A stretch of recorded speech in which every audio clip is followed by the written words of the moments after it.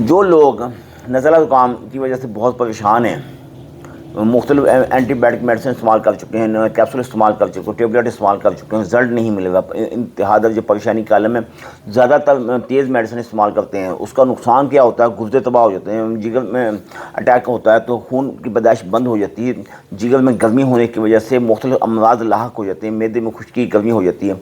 तो इन तमाम अलामात से बचने के लिए बेहतरीन नुस्खा मैं आपको बता रहा हूँ, बेहतरीन नुस्खा है। आप इसको इस्तेमाल करेंगे, बाकी तमाम अद्वियात को भूल जाएंगे। तो इस वक्त मौसम की निस्बत से यही नुस्खा है।